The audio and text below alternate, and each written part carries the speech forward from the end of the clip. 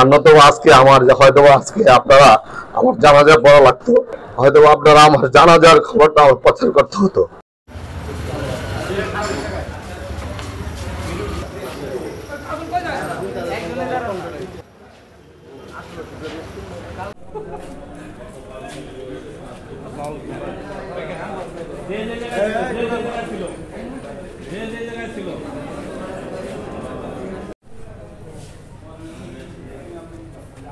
কান্দাল ইউনিয়নের ভারপ্রাপ্ত চেয়ারম্যান কে অক্ষত অবস্থায় আমরা গতকালকে ঢাকা জেলার দক্ষিণ কেরানীগঞ্জ থানা থেকে উদ্ধার করতে সক্ষম হই।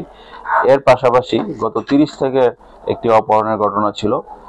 একজন ড্রাইভারকে গাড়ি সহ গাজীপুরের কালিয়াকৈর থেকে আমাদের রূপগঞ্জ থানার ইউএস বাংলা মেডিকেল কলেজের সামনে থেকে অপহরণ করে দেবই গ্রামের একটি মসজিদের সামনে নিয়ে যায় এবং তাকে অপহরণকারীরা আটক করে তাকে মারধর করে তার মোবাইল, টাকা পয়সা এবং গাড়িটি রেখে তাকে ছেড়ে দেয়। উক্ত ঘটনার বিষয়ে একটি মামলা রুজু হয়। আমরা এই ঘটনার মামলা রুজু হওয়ার সাথে সাথে আমরা তদন্তে নামি এবং এই ঘটনার পুরো চক্রকে শনাক্ত করতে সক্ষম হই। আমাদের একটি চৌকস টিম এই উক্ত আসামিদের অনুসরণ করতে থাকে। দিনাজপুর জেলার বিরামপুর থানা এলাকায় একটি শোরুমে উক্ত আসামিরা গাড়িটি বিক্রি করার জন্য ওখানে যায়। আমাদের একটি টিম বিরামপুর থানা পুলিশের সহযোগিতায় উক্ত আসামিদেরকে 5 জন আসামিকে আমরা গ্রেপ্তার করতে সক্ষম হই। আসামিরা এখন আমাদের হেফাজতে আছে, তাদেরকে বিজ্ঞ আদালতে রিমান্ডের আবেদন সহ প্রেরণ করা হবে। গতকালকে আমি পরিশোধ শেষ করে আনুমানিক বেলা 2 সময় আমি আজিজ মার্কেটের সামনে মার্কেন্টাল ব্যাংকে যাওয়ার উদ্দেশ্যে আমি গাড়ি এখানে থামাই।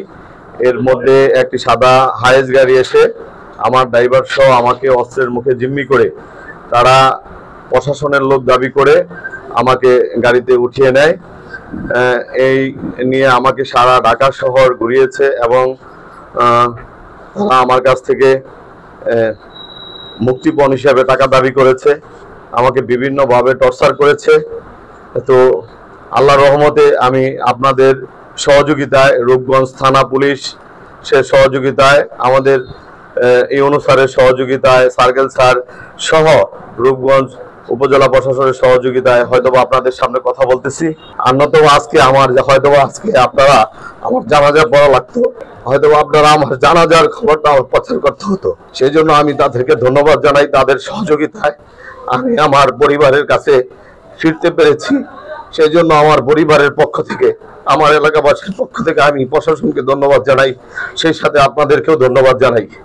একটি বিষয়, আমি গোলাকান্দালের চেয়ারম্যান, আমাদের বুলতা গাউসিয়াতে এরকম অনেক ব্যবসায়ীদেরকে জিম্মি করে তারা মুক্তিপণ দাবি করে। আমি জনগণের সচেতনতার স্বার্থে আমি বলবো কি কোনো প্রাইভেট কার অথবা কোনো হায়েস্ট গাড়ি যদি আপনাদেরকে জিম্মি করতে চায় তাহলে ওর পরিচয়টা নিশ্চিত হওয়ার চেষ্টা করবেন এবং লোকজন জড়ো করার চেষ্টা করবেন।